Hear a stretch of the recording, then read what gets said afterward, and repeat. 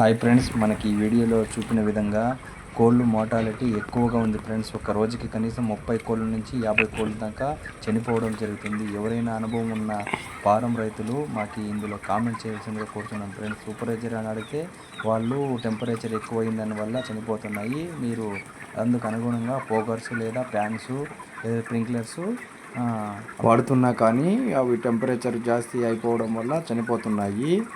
అందులో ఫీడ్ కూడా 2 times daily వేస్తున్నా కానీ తినిపోవడం వల్ల బాడీ టెంపరేచర్ ఎక్కువైపోయి ఈ పంటకి ఎక్కువ పెట్టుబడి ఖర్చు ఎక్కువైంది ఫ్రెండ్స్. కరెంటు ఒక పక్క, నీరు, తర్వాత కూలీలు, మెయింటెనెన్స్ చాలా ఎక్కువైంది.